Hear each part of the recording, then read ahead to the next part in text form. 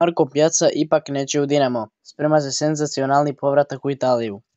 Preporodio se Marko Pjaca ove sezone u redovima Rijeke s kojom se bori za naslov prvaka Supersport HNL-a.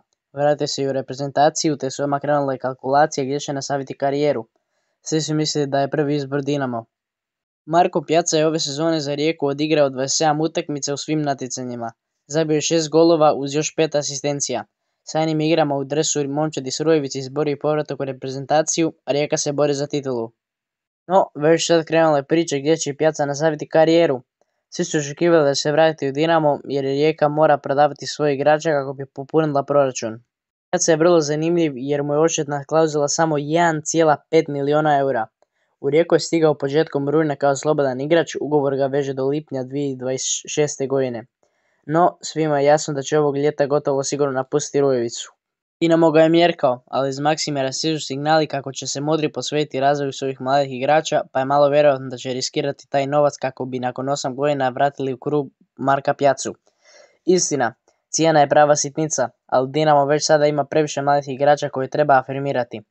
Pojedini talijanski mediji, istina za sada tek sramežljivo, najavljuje kako bi se Marko Pjaca u senzacionalnom transferu ovog ljeta mogao vratiti u Serie A, i to u redove jednog od velikana. U pitanju je Lazio kojeg odnedavno vodi Igor Tudor. Na kraju sezone se na Olimpiku sprema smjena generacija. Luis Alberto definitivno odlazi, a Felipe Anderson se vraća u rodni Brazil, pa kline pozicije ostaju pražnjenje i stvarno neće biti nikakvo iznenađenje ako Rimljani ovog ljeta krenu po Marka Pjacu koji je u Serie A igrao za Juventus, Fiorentinu, Genou, Torino i Empoli. U sve to ne treba zaboraviti da je predsjednik Lazija Claudio Lotito izuzetno težak na novcu i trudi se da prođe što jeftinije prilikom kupovine igrača. Pjacina otkupna klauzula od samo 1,5 milijuna eura je za njega svakako veliki mamac. Problem je u činjenici da Lazio nije jedini klub koji bi Marka Pjacu volio vidjeti u svojim redovima, no prednost Rimljana je u činjenici da je trener naš Igor Tudor. I eto, to je to današnjeg videa. Moje mišljenje je da bi svakako da on ostane u Rijeci, ali ako mora otići neka to bude po nekoj što većoj cijeni, a ne tih 1,5 milijuna eura.